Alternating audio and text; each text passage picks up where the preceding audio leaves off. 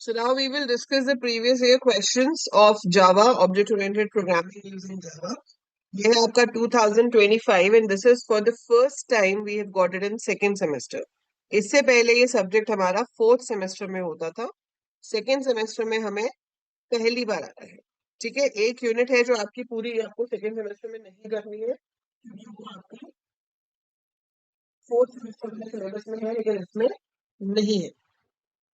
ठीक है, सो वो है आपका एप्लेट स्विंग्स जेडीबीसी से रिलेटेड जो क्वेश्चंस है वो आपको नहीं करने होंगे. So if I show you the paper, so this is 2024. एक बार हम ओपन कर लेते हैं सारे अपने पास कौन कौन से. So this is 2013,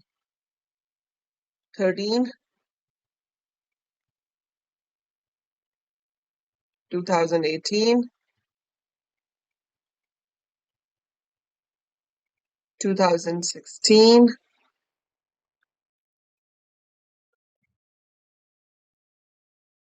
2015. एक और है ये. बीच में आपके 2 साल ऑनलाइन एग्जाम्स हुए थे 2020 और 2021 में, उसके पेपर्स नहीं है हमारे पास. ठीक है, और 2024 वाला जो पेपर है और 2025 वाला जो सेमेस्टर 4 का पेपर आया है, दे आर सेम. ठीक है, वो सेम है. मैं 1 मिनट उसको डाउनलोड कर ही देती हूँ आपके लिए. इसमें हमें काम की चीज नहीं मिलेगी. 1 minute, let me open from here.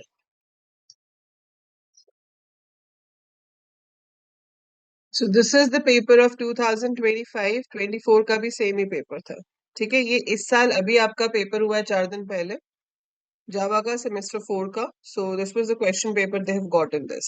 तो इसमें देखो पहला क्वेश्चन है आपके पास, what are the key differences between Java and C plus plus. So 10 question है, 2 मार्क्स ईच. ठीक है, तो आपको आंसर लिखना है 2 मार्क्स का, जबकि जावा और सी प्लस प्लस के हमने कम से कम 10 डिफरेंसेस तो करे ही होंगे, और आपका 2 मार्क्स का है तो आप कोई भी 4 डिफरेंसेस लिख सकते हो. So you can write कि C++ is object oriented language, Java is pure object oriented language. C++ में classes के बिना प्रोग्राम बन सकता है, Java में classes के बिना प्रोग्राम बन ही नहीं सकता. Then आप इसमें मेंशन कर सकते हो कि Java के अंदर interfaces and abstract classes होती हैं, C++ में नहीं होती. Multiple inheritance is not supported in Java, multiple inheritance is supported in C++. ठीक है, ऐसे बहुत सारे डिफरेंसेस हैं. जैसे C++ में डिस्ट्रक्टर्स होते हैं, Java में नहीं होते हैं. सो ऐसे आप काफी सारे डिफरेंसेस हैं, पर कोई 4 लिख सकते हो, ज्यादा तो 6 लिख दो. ठीक है, बट 4 के हिसाब से मार्क्स मिल जाएंगे. Then you have explain different types of access specifiers available in Java. कल डिस्कस किया था हमने, प्राइवेट, पब्लिक, प्रोटेक्टेड और डिफॉल्ट. सो उसको आप एक्सप्लेन कर सकते हो. Explain the features of Java, typical question है. मैंने आपको आंसर सारे प्रोवाइड किए हुए हैं इन क्वेश्चंस के in the PDF. How garbage collection is achieved in Java. So Java में एक मॉड्यूल होता है गार्बेज कलेक्शन के लिए, जिसे जीसी बोलते हैं, garbage collect. So what Java does is after certain intervals of time automatically जो आपकी JRE है वो Java garbage collector को कॉल करता है. वो देखता है कि ऐसे कौन कौन से रेफरेंस वेरिएबल्स हैं जिनको मेमोरी एलोकेटेड है पर वो यूज ही नहीं हो रहे, कहीं पे भी वो स्कोप में ही नहीं है. सो वो उसको फ्री कर देता है. और जब Java garbage collection करता है तो एक फंक्शन है जो ऑटोमेटिकली कॉल होता है. क्या नाम होता है उसका? What function does it call automatically when garbage collection is done? ये किसने बोला Vashishtha? C++ do not have comments है. ये कौन सा डिफरेंस है बेटा? Finalize. Yes, name of the function is finalize, but who told you C++ does not have comments?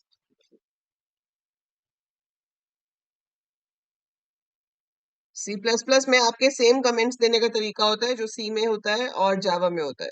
अगर आप सिंगल लाइन कमेंट दे रहे हो तो 2 स्लैशेस से शुरू कर सकते हो, और अगर आप मल्टी लाइन कमेंट दे रहे हो तो स्लैश स्टार और स्टार स्लैश से उसको एंड कर.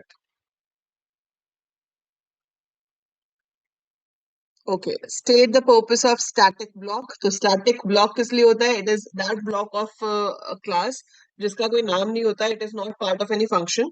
सो ये किसी फंक्शन का पार्ट नहीं है. It is a static block. और स्टैटिक लिख के जब हम इस पे काम करते हैं, जैसे मान लो मैंने यहाँ पर स्टैटिक ब्लॉक क्रिएट करना है क्लास के अंदर, तो आप इसका एग्जाम्पल दोगे कि स्टैटिक ब्लॉक कैसे लिखा जाता है. We write the keyword static, then we start the curly bracket, and this block is inside a class. तो क्लास का नाम कुछ भी हो सकता है, उसके अंदर कुछ भी और बाकी का कोड हो सकता है. जो भी कोड आप यहाँ पे लिखोगे that is basically to initialize your class, कि आपको कोई भी ऐसा बेसिक कोड है जो पहले एग्जीक्यूट करना है इससे पहले कि क्लास का कोई ऑब्जेक्ट क्रिएट हो। सो आई डोंट वांट कि क्लास का कोई ऑब्जेक्ट क्रिएट हो, उससे पहले मैं चाहती हूँ कि अ, इसका कुछ कोड जो है वो फिक्स एग्जीक्यूट हो जाए।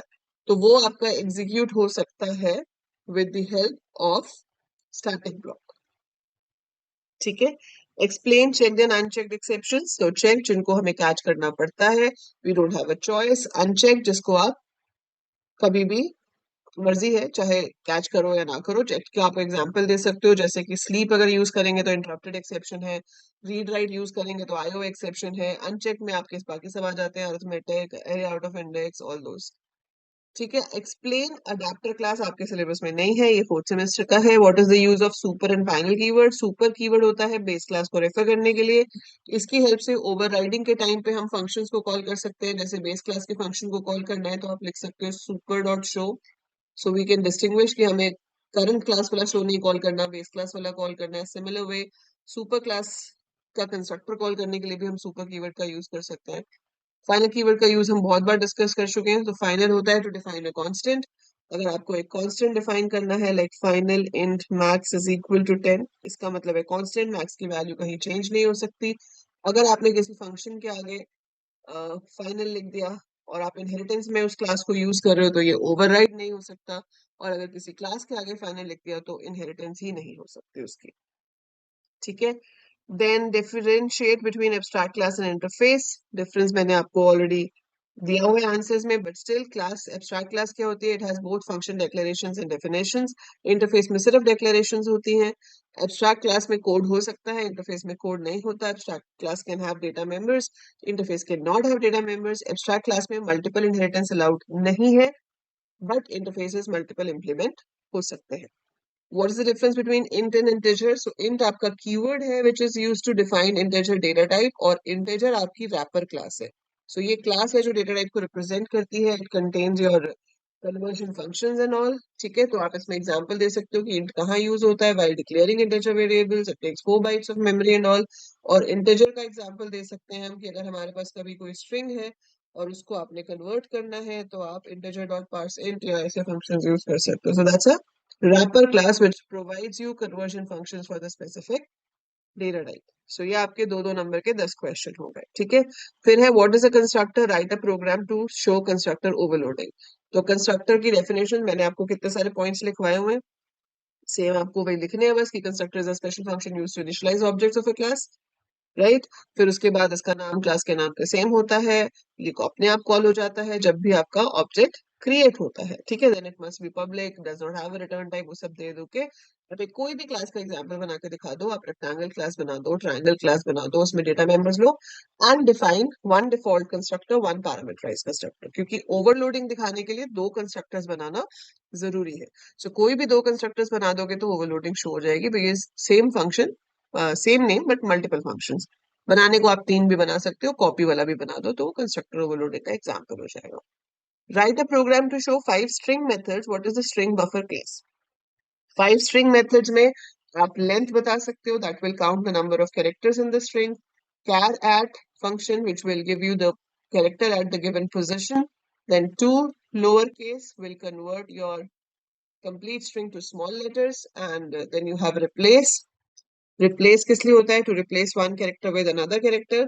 लेकिन स्ट्रिंग के जो भी फंक्शंस होते हैं, किसी भी फंक्शन से आपकी स्ट्रिंग ओरिजिनली मॉडिफाई नहीं होती। इंडेक्स ऑफ सब स्ट्रिंग, बहुत सारे फंक्शंस हैं। ठीक है। आप किसी भी फंक्शन को एक्सप्लेन कर सकते हो, 5 फंक्शंस आपने एक्सप्लेन करना है, there are so many. Then string buffer class क्या होती है, म्यूटेबल। जो स्ट्रिंग है वो इम्यूटेबल है, कि उसमें जो भी फंक्शंस है वो ओरिजिनल स्ट्रिंग में कोई चेंज नहीं करेंगे। लेकिन string buffer class is a mutable class, उसमें जो स्ट्रिंग आप स्टोर करोगे उसके अंदर जो मेथड्स हैं उनकी हेल्प से हम उसकी कंटेंट को मॉडिफाई कर सकते हैं। ठीक है। इसमें चॉइस थी explain Java architecture in brief, what are the types of applications in Java. ये आपको नहीं आएगा क्योंकि आपके में आर्किटेक्चर नहीं है, आपसे सिर्फ जेडीके, जेआरई और जेवीएम ही पूछा जा सकता है। टाइप्स ऑफ एप्लीकेशन में हम डेस्कटॉप एप्लीकेशंस बनाते हैं, एप्लेट्स बनाते हैं, स्विंग्स वाली बनाते हैं। तो आपके सिलेबस में अगेन एप्लेट्स वगैरह नहीं है। तो डेस्कटॉप एप्लीकेशंस होती हैं जो एक कंप्यूटर के लिए बन रही हैं। एप्लेट्स होती हैं जो वेब का कंपोनेंट होती हैं, देन सर्वलेट्स होते हैं जो सर्वर साइड वेब का कंपोनेंट होते हैं. So that you don't have to do. So ये आपके पार्ट का क्वेश्चन नहीं है. What is inheritance? Write a program to show multi-level inheritance. This you can show. Inheritance की definition लिखो. Multi-level में circle बनाओ, circle को cylinder में लो, cylinder को cone में लो. So we have made this program. Explain the usage of interface in Java. Give an example of a class which implements an interface. तो आप कोई भी interface पहले define कर दो उसका, फिर example बना के दिखा सकते हो कि जो भी आपने function declare किए interface में वो आपको class के अंदर define करने पड़ेंगे. और चॉइस है what is a package, how to use two different packages in a Java class, give example. तो पैकेज की डेफिनेशन दो, फिर इंपोर्ट स्टेटमेंट का पर्पस बताओ और फिर एक एग्जांपल के थ्रू दिखा दो. एक में आप यूटिल को भी इंपोर्ट कर लो और मे बी आईओ को इंपोर्ट कर लो, फाइल हैंडलिंग और यूजर इनपुट दोनों कर लो, तो दोनों पैकेज यूज हो जाएंगे. Explain exception handling with suitable example, differentiate between throw and throws.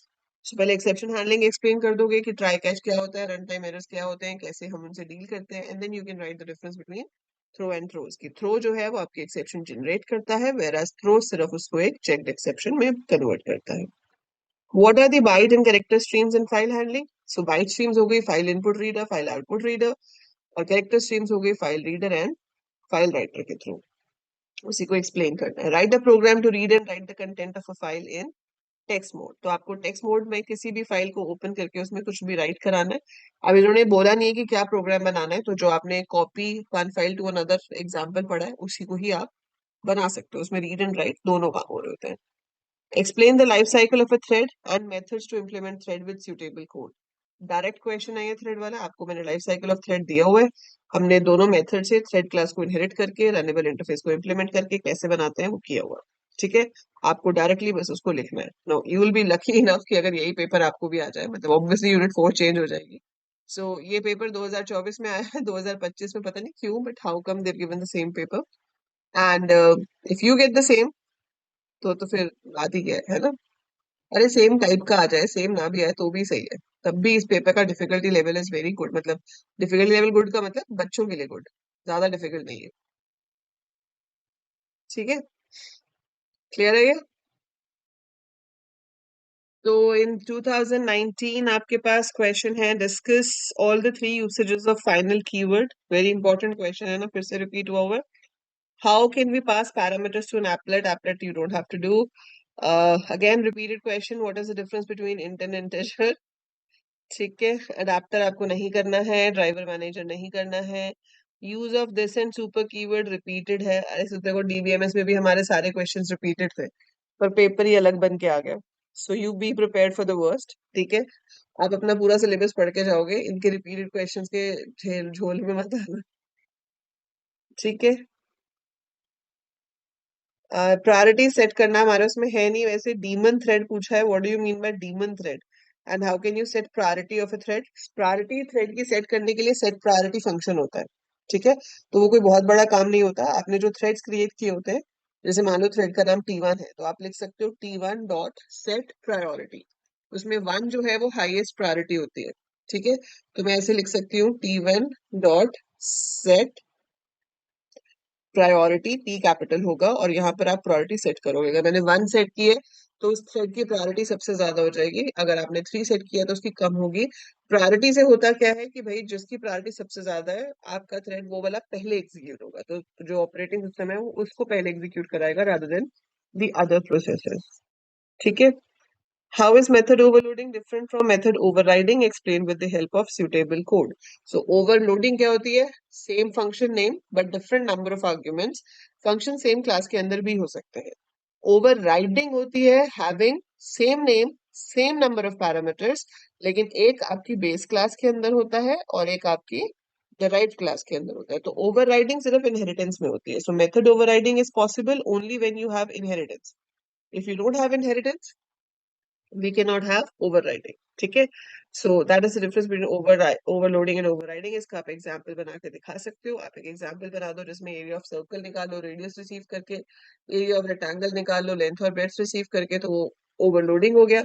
Overriding में आपको 2 क्लासेस बनानी पड़ेंगी, base and derived, and then you have to show. What is a constructor? Does Java provide default constructor? So constructor की definition, उसके बाद yes, Java provides default constructor जिसमें सारी numeric values 0 होती हैं, string blank और boolean false. Does Java provide a default copy constructor? Yes. ठीक है, और फिर आप इसका एक एग्जाम्पल बना के एक्सप्लेन कर दोगे। What is inheritance, explain different types of inheritance Java with suitable diagram and small segment of codes. Very simple, आपको डिफरेंट टाइप ऑफ इनहेरिटेंस बतानी है, छोटा छोटा सिंटेक्स लिख के उनका। What are cookies, are they good और bad, not in your syllabus, but ये नेटवर्किंग का क्वेश्चन है यहाँ पर। ठीक है, कुकीज आपको करना ही नहीं है यहाँ जावा में। तो कुकीज होती क्या है वैसे? Cookies are temporary files. So cookies are temporary text files created on the client machine to store user preferences, है ना?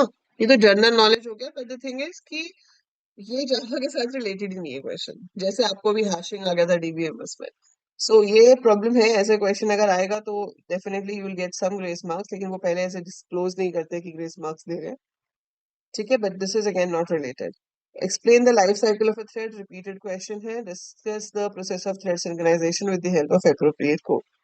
Explain any 5 string class methods, ये भी रिपीटेड है। चेक द अनचेक्ड एक्सेप्शन, ये भी रिपीटेड है। इसमें आपको यूजर डिफाइंड एक्सेप्शंस भी बना के दिखाना है। ठीक है, write a program to copy contents of one file to another in a way, repeated है। ठीक है, उसमें था रीड राइट दोनों करके दिखाओ, तो भी आप कॉपी वाला ही कोड लिखते हैं, यहाँ सीधा ही बोल दिया कि कॉपी करके दिखाओ। Even model, AWT not in your syllabus, background colour JDBC servlet not in your syllabus. चलो आगे चलते हैं। ये है 2015। Differentiate between the following super class and sub class. Very simple, direct question.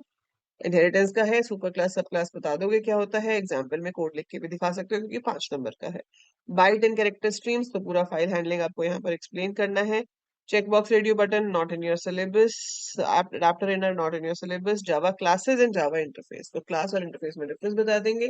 ठीक है, क्लास के ऑब्जेक्ट्स बन सकते हैं, इंटरफेस के नहीं बन सकते। Class is a collection of data and functions to perform on that data, interface is just a collection of function declarations. Class extend होती है, इंटरफेस इंप्लीमेंट होता है। एक ही क्लास एक्सटेंड हो सकती है, इंटरफेसेस कितने भी इंप्लीमेंट हो सकते हैं। So likewise you can explain 5 differences कम से कम with some example code. Example code हमेशा दोगे जहां पर भी दे सकते हो। wherever you can give an example, you can write some code, you should definitely write it. फिर है what is a thread, describe the complete life cycle of a thread, फिर वही क्वेश्चन।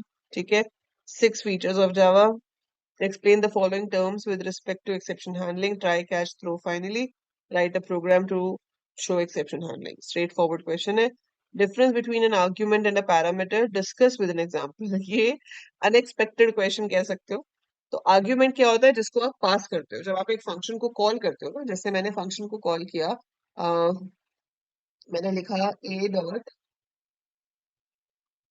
a डॉट इंक्रीज, और फिर मैंने यहाँ पे पास कर दी कोई वैल्यू। तो ये कॉल है। जब कॉल के टाइम पे कोई वैल्यू पास होती है उसे आर्ग्यूमेंट कहते हैं। और जहां पर ये फंक्शन डिफाइंड है, जहां पर आपने बना रखा है वॉइड इंक्रीज, और उसके अंदर आप यहाँ पर रिसीव कर रहे हो और अंदर काम कर रहे होगे, तो जहां पर रिसीव हो रहा होता है वहां पर कहते हैं हम इसको पैरामीटर। ये सी लैंग्वेज का क्वेश्चन है, जावा में दे रखा है। ठीक है, बट जब भी हम फंक्शंस बनाते हैं तो जो वैल्यूज फंक्शन में पास की जाती हैं दोज आर कॉल्ड आर्ग्यूमेंट्स, और जो रिसीव की जाती हैं दोज आर कॉल्ड पैरामीटर्स। ठीक है, तो आप इस चीज को एग्जाम्पल के थ्रू एक्सप्लेन कर सकते हो। कुछ फंक्शंस बना के दिखा दो और फिर दिखाओ कि आर्ग्यूमेंट क्या है, पैरामीटर क्या है। ठीक है, what is polymorphism, write a Java program that uses polymorphism. अब जावा में पॉलीमॉर्फिज्म किसकी हेल्प से होती है? फंक्शन ओवरलोडिंग और ओवरराइडिंग की हेल्प से। So Java has 2 type of polymorphism, static and dynamic.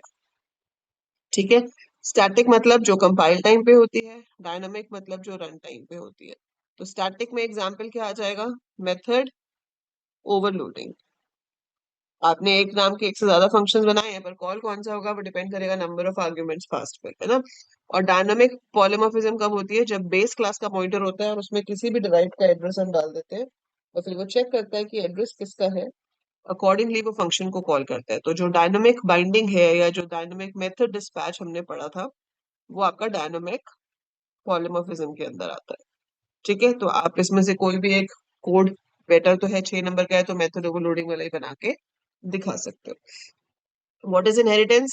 With diagrammatic illustration in Java programs, illustrate the type of inheritance. Give self-explanatory comments in your program. So इसमें आप अच्छे खासे codes लिख सकते हो, 12.5 नंबर का है। Define input output stream, write a Java program to illustrate the use of input output stream. यहाँ नहीं बोला है प्रोग्राम क्या बनाना है, तो अपना घिसा हुआ प्रोग्राम जो है आपके पास, copy one file to another, वो बनाओ और बाकी सारी स्ट्रीम्स को एक्सप्लेन कर दो। एप्लेट्स नहीं करना है, ठीक है। देन ये है input stream and reader class में डिफरेंस बताओ, output stream and writer class में डिफरेंस बताओ।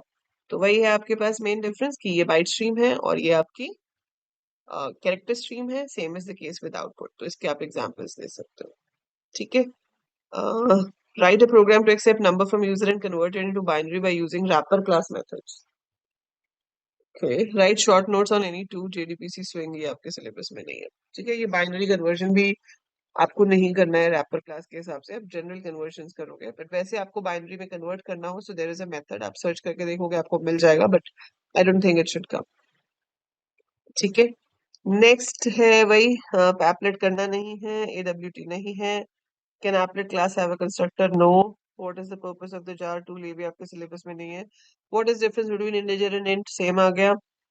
Why is it illegal for static method to invoke a non-static method? देखो, जो static methods होते हैं ना, उसमें this pointer exist नहीं करता। हमारे पास this pointer होता है which always holds the address of the current object। तो जब भी हम क्लास के किसी फंक्शन को कॉल करते हैं this मतलब ऑब्जेक्ट के साथ डॉट लगा के, तो this pointer का एड्रेस उसमें आ जाता है, उस करंट ऑब्जेक्ट का एड्रेस दिस पॉइंटर में आ जाता है। फिर आप जब भी एक फंक्शन से दूसरे फंक्शन को कॉल करते हो, दिस पॉइंटर हमें बताता है कि किस ऑब्जेक्ट के लिए हम काम कर रहे हैं। लेकिन स्टैटिक मेथड्स ऐसे होते हैं जो क्लास के नाम के साथ कॉल होते हैं। Since static methods are called using name of the class, तो आपके दिस पॉइंटर में कोई भी एड्रेस नहीं आता। Now, since दिस पॉइंटर में कोई भी एड्रेस ही नहीं आया, तो जब आप किसी स्टैटिक मेथड में से नॉन स्टैटिक मेथड को कॉल करोगे, तो वहां पे दिस तो नल होगा। अब जब दिस नल होगा तो वो किसके डेटा मेंबर्स को यूज करेगा, वो तो पता ही नहीं चलेगा ना। So that is why it is not allowed, this is illegal for a static method to invoke a non static method, वो अलाउड ही नहीं होता है, ठीक है। Inner class understand by garbage collection, ये सेम है। डीमन मेथड थ्रेड यहाँ पे फिर से पूछा हुआ है।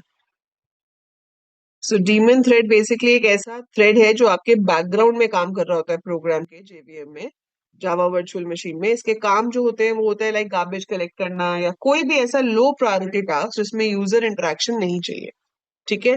सो जो भी आपको यूजर इंटरेक्शन नहीं चाहिए and it should keep on working at the back automatically, तो आपके पास उसे हम डीमन थ्रेड कहते हैं। और अगर हमारा मेन थ्रेड एग्जिट हो जाता है तो ये ऑटोमेटिकली रोक दिए जाते हैं, ठीक है। सो एग्जाम्पल आपका गार्बेज कलेक्शन ही है इसमें। सो that is basically your demon thread, ठीक है। क्योंकि एक दो बार पूछा हुआ था, सो एक दो बार आया है, तो we can't leave it unnoticed, क्या पता इस बार भी आ जाए। What is the difference between equality of objects and equality of references that refer to them? So equality of object का मतलब है कि आपके ऑब्जेक्ट की वैल्यू सेम है। जैसे अगर एक एम्प्लॉय है, तो एम्प्लॉय आईडी दोनों का सेम है, जो कि हो नहीं सकता, बट अदरवाइज तो जैसे मान लो कॉम्प्लेक्स नंबर है, तो दोनों का रियल पार्ट सेम है, दोनों का इमेजिनरी पार्ट सेम है, तो हम कहेंगे कि ऑब्जेक्ट्स इक्वल है। लेकिन अगर आपका एड्रेस ही सेम है, मतलब दो रेफरेंस वेरिएबल है which are having the same addresses, तो वो सेम एड्रेस को पॉइंट कर रहे हैं, तो हम ये नहीं कहते कि ऑब्जेक्ट इक्वल है, ठीक है। सो अगर आपको यहाँ कहीं कंपेयर करके दिखाना है, तो आप यहाँ पर लिख सकते हो like C1 is equal to C2, अगर आप चेक कर रहे हो, और C1 और C2 आपके कॉम्प्लेक्स के ऑब्जेक्ट्स हैं, तो C1 इक्वल टू C2 लिखने से वो ऑब्जेक्ट इक्वालिटी नहीं चेक कर रहा है, ये किसको चेक कर रहा है? रेफरेंस इक्वालिटी को। ये आप स्ट्रिंग्स के साथ भी दे सकते हो, क्योंकि स्ट्रिंग्स में आपने देखा होगा, अगर मेरे पास दो स्ट्रिंग्स है और मैं ऐसे चेक कर रही हूँ, तो मैं यहाँ पर उनके एड्रेस को चेक कर रही हूँ, डेटा को नहीं। अगर आपको डेटा चेक करना है, तो आपको एक स्पेशल फंक्शन यूज करना पड़ता है which is S1 dot equals S2, जो कि मुझे ट्रू या फॉल्स रिटर्न करके देता है। तो अगर उसके अंदर जो वैल्यू स्टोर्ड है वो सेम है, तो वो ट्रू देगा, अदरवाइज फॉल्स देगा। तो इसी चीज को आपको एग्जाम्पल से एक्सप्लेन करना है। Right an application that computes the value of the following expression using the formula this.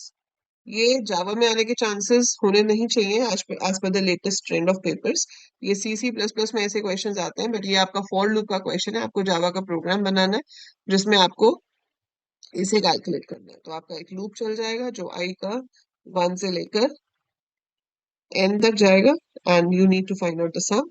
So sum is initially 1, let's say, तो ये पहले वाला 1 हमने पहले से ले लिया। Sum is equal to sum plus x divided by, आप यहाँ पर एक और फंक्शन बना सकते हो फैक्टोरियल के लिए, और उसको कॉल कर सकते हो फैक्ट आई। तो x अपॉन फैक्ट ए को हम कॉल कर लेंगे, तो आपके पास x अपॉन 1 का फैक्टोरियल, x अपॉन 2 का फैक्टोरियल। अच्छा ये पावर है, तो सम प्लस x नहीं है, सिर्फ x की पावर है। सो पावर फंक्शन यूज करने के लिए आप यूज कर सकते हो math dot P O W X comma I. ठीक है, सो मैथ जावा में प्री डिफाइंड क्लास होती है, उसके अंदर पावर फंक्शन है, तो एक्स कॉमा आई करके मैं कैलकुलेट कर सकती हूँ। What is the role of priorities in multi-threading? What are its limitations? Explain with the help of example. So आप set priority के थ्रू priority set कर सकते हो, और आपको explain करना है कि किस तरीके से हमारा जो priorities है वो हैंडल होती है। Like 1 is the highest priority, 2 is the lower priority, 3 उससे कम, 4 उससे कम, एंड 10 आपकी लीस्ट हो जाती है। ठीक है, then what do you understand by inter thread communication? Threads आपस में कम्युनिकेट कैसे करते हैं? With the help of your start, run, join methods. तो वो मेथड्स आपको पता होने चाहिए कौन कौन से होते हैं। What is the role of stack in exception handling? Exception handling में स्टैक का क्या रोल होता है? देखो जब एरर आता है, तो आपने कभी रन टाइम एरर पूरा पढ़ा होगा, तो वो आता है कि आपका जावा में जो फाइल है उसका नाम आता है, फाइल के नेम के अंदर मेन का नाम आता है, उसके अंदर कोई फंक्शन है तो उसका नाम आता है, और फिर लाइन नंबर आता है। तो वो पूरा एक एक करके आपको बताता है कि किस जगह पर एग्जैक्टली एरर जनरेट हुआ है। उस चीज को स्टैक ट्रेस कहा जाता है। तो इट विल फाइंड आउट एक के ऊपर एक के ऊपर एक, और लास्ट वैल्यू से उसको रीड करना शुरू करता है। ठीक है, that is called stack trace. तो वो आपको एक्सप्लेन करना है in context to exception handling. Write a Java program to accept two file names as command line arguments. Copy only those lines from the first file to second file that contains the word computer. ठीक है, फिर दूसरा है discuss detail throw and throws keyword. Throw and throws keyword तो हमने देख लिया, we have discussed it, but ये प्रोग्राम कैसे करोगे? देखो अब इसमें लाइन बाय लाइन रीड करना है। तो मुझे बताओ, जब आपको लाइन बाय लाइन रीड करना होता है तो आप कौन सी क्लास से डेटा रीड करोगे? तो हमें बफर्ड रीडर यूज करना पड़ेगा, है ना। So if you have to read line by line, so better option क्या रहती है? Buffered reader. मैंने आपको आज ही वन शॉट में करके दिखाया था बफर रीडर से कैसे लाइन बाय लाइन रीड करते हैं, और हमने ये देखा था कि जो लाइन टी से शुरू होती है उसको प्रिंट करा दो। सो यहाँ पर आपको बफर रीडर और बफर राइटर दोनों यूज करना पड़ेगा। रीडर से आप यूज करके रीड लाइन रीड करोगे, और यहाँ आपको ये देखना है कि जिस लाइन के अंदर कंप्यूटर वर्ड आता है उसको आपको दूसरी फाइल में कॉपी कराना है। ठीक है, तो आप कंप्यूटर वर्ड आता है वो कैसे चेक कर सकते हो? इंडेक्स ऑफ से। तो जो आपने रीड किया है उसमें इंडेक्स ऑफ कंप्यूटर चेक कर लो। अगर तो आपके पास -1 आया, मतलब कंप्यूटर वर्ड उस स्ट्रिंग में नहीं है, और अगर कंप्यूटर वर्ड उस स्ट्रिंग में कहीं पे भी आता है तो आपके पास -1 नहीं आएगा, कोई ना कोई पोजीशन आएगी। तो जो भी आपके पास पोजीशन आएगी आप वहां पर उसको दिखा सकते हो। ठीक है, उसको कॉपी करा सकते हो। तो ये प्रोग्राम आप ट्राई करना, जैसे मैंने आपको बफर रीडर से लाइंस रीड करना दिखाया था, बिल्कुल वैसे ही आपको लाइंस रीड करनी है, जो हमने आज वन शॉट में किया है ना। फिर उसके बाद आपने, उसमें हमने चेक किया था कि लाइन टी से शुरू होती हो, अब हमें टी से शुरू नहीं करानी। तो आपके पास जो भी टेक्स्ट रीड हुआ है आप उसके साथ लिख सकते हो इंडेक्स ऑफ, और इंडेक्स ऑफ में दे दो computer. If it is not equal to -1, तो आप इसको दूसरी फाइल के अंदर राइट करा सकते हो। ठीक है, मतलब हमें वो मिल गया स्ट्रिंग में, ऐसा नहीं है कि वो है ही नहीं वर्ड हमारे पास। ठीक है, then what is a string buffer class and how does it differ from string class? ये आपको पता होना चाहिए। देन रन और स्टार्ट मेथड मल्टी थ्रेडिंग में क्या काम करते हैं, ये पता होना चाहिए। ठीक है, सो घूम फिर के क्वेश्चंस उसी के आसपास घूमते हैं, बट आपको लिखने का थोड़ा मेथड अपना भी आइडिया होना चाहिए कि आप कैसे लिखोगे। How a multi dimensional array is represented in Java? ठीक है, 2 by 2 एरे लेके दिखाओ। Then multi-threading is achieved in Java program. Discuss the advantages and disadvantages. Constructor overloading. What is a private constructor? How we can create the object of the class having private constructor from another class. So private constructors तो होते ही नहीं है, क्योंकि constructor अगर private है तो आप उसको use ही नहीं कर पाओगे बाहर से। Logical operator and और को explain करना है। What is a constructor आ गया फिर से। How to call a superclass constructor from the subclass using the super keyword.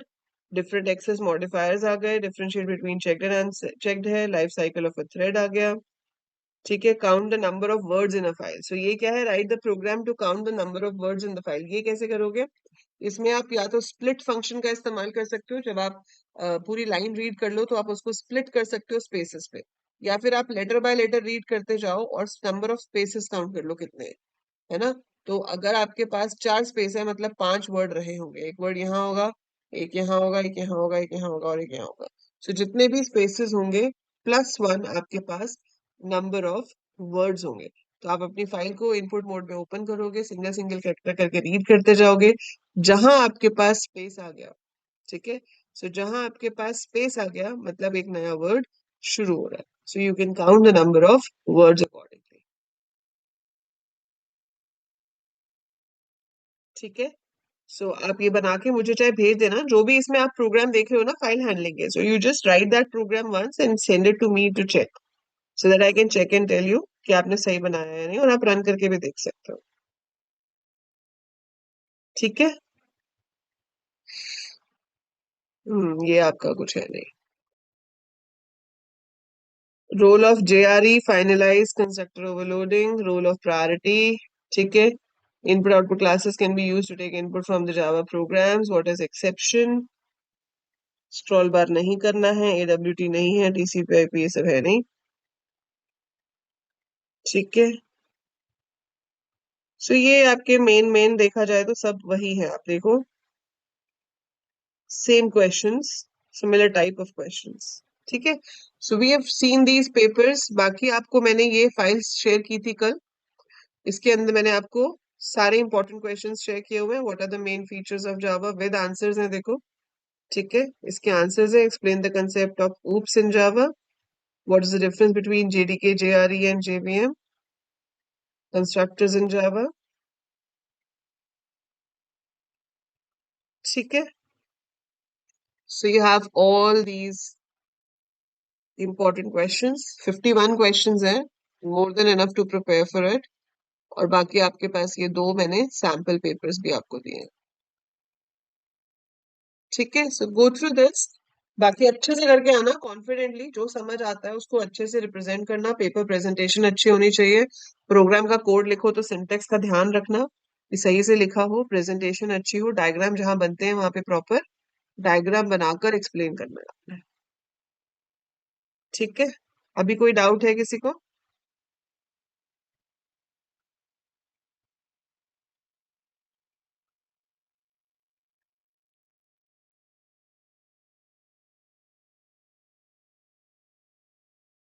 File handling वाले प्रोग्राम एक बार बना के चेक करवा लेना मुझसे, नंबर ऑफ वर्ड्स वाला भी, और जो था जिस लाइन के अंदर कंप्यूटर है सिर्फ उसी को कॉपी कराना है वो वाला भी। So both the programs you write and you get it check by me. उसके अलावा आप साथ में ट्राई कर सकते हो नंबर ऑफ वर्ड्स वगैरह, वैसे हमने किए हुए हैं क्लास में, सो रिवाइज कर लेना, ठीक है जी। So that is it.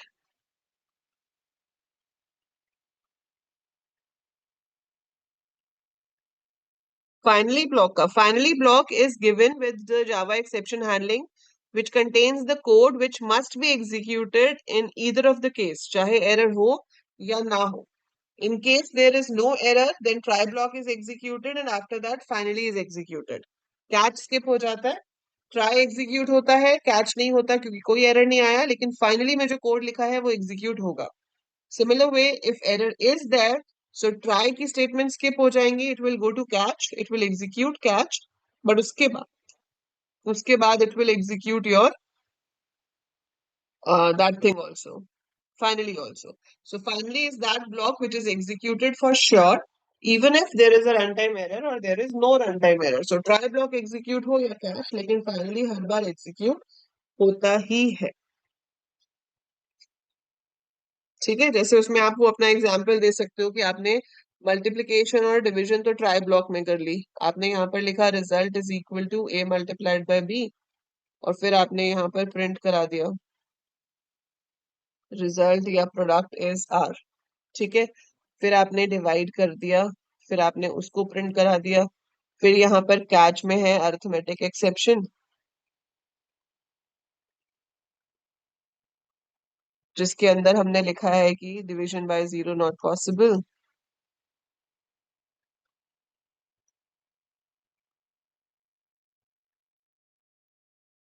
और फिर मैंने यहाँ पर दे दिया फाइनली, और फाइनली के अंदर मैंने लिख दिया c is equal to a plus B, और फिर उसको प्रिंट करा दिया। अब देखो, अगर तो एरर आया है ना, अगर एरर आया तो यहाँ पर जो आपने क्वोशंट प्रिंट कराया है वो प्रिंट नहीं होगा, उसकी जगह पे प्रिंट होगा division by zero not possible, लेकिन फिर एडिशन होगा और सम प्रिंट होगा। और अगर कोई एरर नहीं आया तो यहाँ क्वोशंट प्रिंट होगा, कैच में नहीं जाएगा, लेकिन तब भी सम प्रिंट होगा। तो सम ऐसी चीज है जो प्रिंट होगा ही होगा, चाहे ये वाली लाइन प्रिंट हो चाहे ये वाली लाइन, लेकिन सम ने तो होना ही है। सो that is the purpose of finally, जो एग्जीक्यूट होता ही है।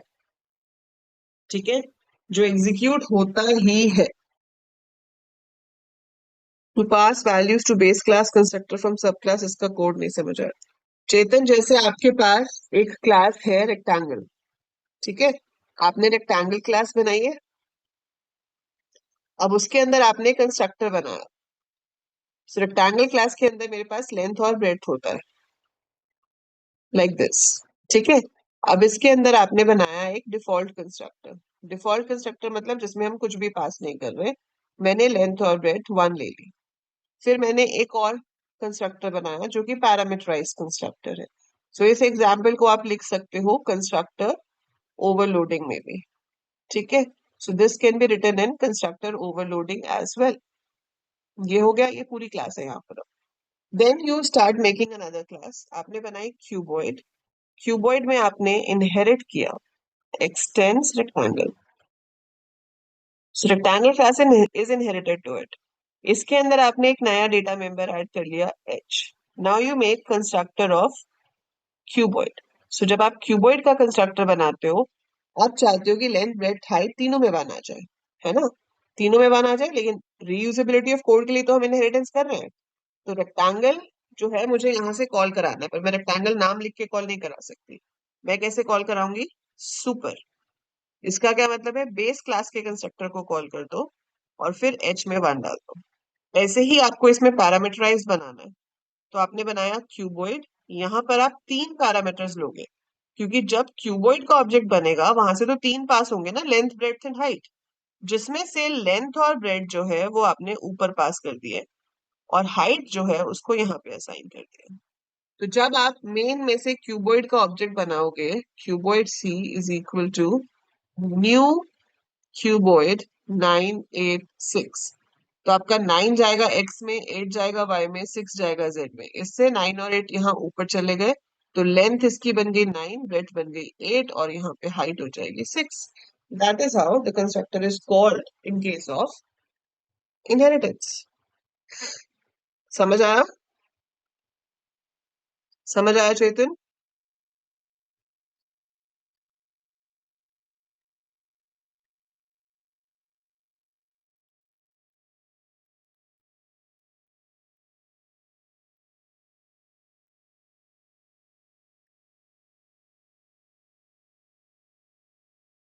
आई डिडंट गेट यू। कंस्ट्रक्टर के अंदर क्यों दिखाएंगे?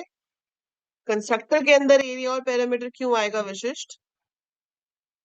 Constructor is to initialize the object, na? Why will you put area and parameter inside the constructor? Constructor का काम है आपके डेटा मेंबर्स को इनिशियलाइज करना, वो आपने कर दिया। That is it.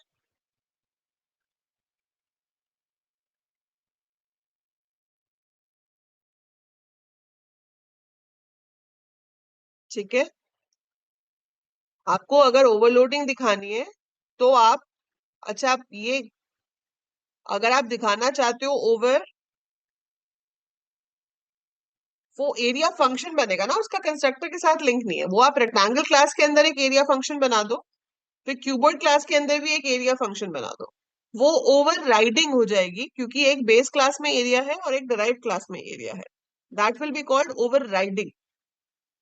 अगर आपको ओवरलोडिंग शो करनी है तो आप टाइम क्लास बना सकते हो। टाइम क्लास के अंदर आप बना दो इंक्रीमेंट फंक्शन।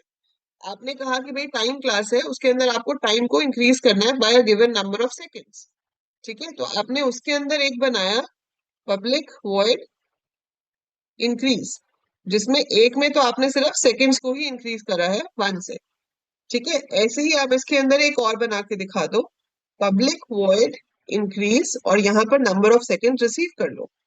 तो सेकेंड्स को उस नंबर से इंक्रीज करा दो। उसके बाद आपकी कंडीशंस होंगी to normalize the time, that's another thing. आप यहाँ से कोई फंक्शन भी कॉल कर सकते हो नॉर्मलाइज, यहाँ से भी कॉल कर लो, यहाँ से भी कॉल कर लो, ताकि वो चेक कर ले कि अगर सेकेंड 60 और से ज्यादा हो गई है तो उसमें वाला हो जाए।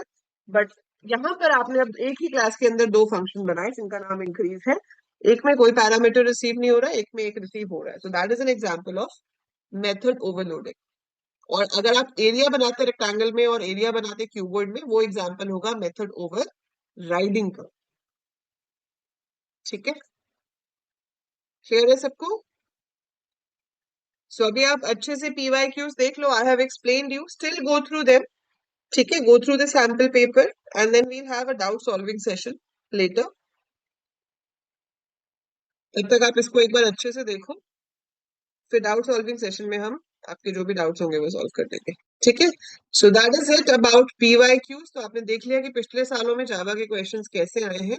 जरूरी नहीं है कि वैसे ही क्वेश्चंस आएंगे, पर उससे मिलते जुलते आ सकते हैं। तो उन्हें भी प्रिपेयर कीजिए, जो मैंने और क्वेश्चंस दिए हैं उन्हें भी प्रिपेयर कीजिए और अपना सिलेबस पूरी तरह से रिवाइज करके जाइए, ताकि जो भी आए आप उसे इजीली लिख सकें। ठीक है जी, all the best and bye for now.